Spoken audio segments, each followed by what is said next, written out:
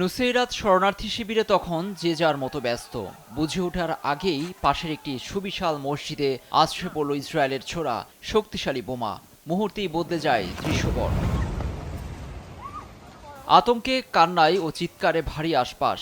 হামলায় কেউ হতাহত হয়েছেন কিনা তা দেখতে ঝুঁকি নিয়েই ঘটনাস্থলে ছুটে যান অনেকেই। জীবিত উদ্ধার হন বেশ কয়েকজন। পরে দেখা যায় ধ্বংসস্তূপে পরিণত হয় পবিত্র মসজিদ। যখন হামলা হয় তখন মসজিদ বন্ধ ছিল বলে জানান মসজিদের ইমাম।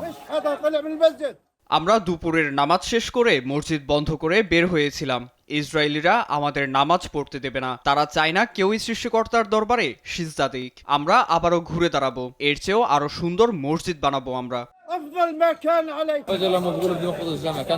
বেকারি থেকে রুটি কেনার উদ্দেশ্যে পথে হাঁটছিলাম, তখন আসরের নামাজের সময়। এ সময় বিকট বিস্ফোরণ। অন্যান্যদের সঙ্গে আমিও দৌড়াতে শুরু করলাম, কিন্তু কেউ জানে না কেন মসজিদে হামলা চালানো হলো। এমন বর্বরতা নুসেইরাতেই চলছে যে তা নয়। অবরুদ্ধ গাজা জুড়েই এমন ধ্বংসযোগ্য গণহত্যা চলছে। গেল দুদিনেই শতাধিক ফিলিস্তিনি রক্তে ভিজল গাজা উপত্যকা।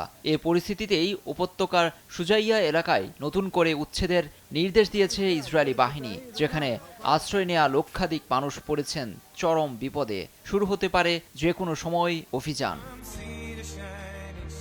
বিবদমান পক্ষগুলোকে যুদ্ধবিরতিতে পৌঁছাতে কার্যত ব্যর্থ বাইডেন প্রশাসন। তার ব্যর্থতাকে পেছনে ঠেলে ক্ষমতায় বসার পরেই নিজেই এ সংকট সমাধানে নেতৃত্ব দেবেন নির্বাচিত প্রেসিডেন্ট ডোনাল্ড ট্রাম্প। এ নিয়ে প্রতিবেদন প্রকাশ করেছে যুক্তরাষ্ট্রের ভার্জিনিয়া ভিত্তিক সংবাদ মাধ্যম এক্সিওস। সংবাদ মাধ্যমটিকে সাক্ষাৎকারে দেয়া হোয়াইট হাউসের পরবর্তী প্রেস সেক্রেটারি ক্যারোলিন লেভিট জানান, যুদ্ধবিরতির প্রথম আলোচক হিসেবে কাজ করবেন ও জিম্মিদের ঘরে ফেরানোর চেষ্টা করবেন ট্রাম্প। ধারণা করা হচ্ছে উপত্যকায় হামাসের হাতে এখনও শতাধিক ইসরায়েলি জিম্মি।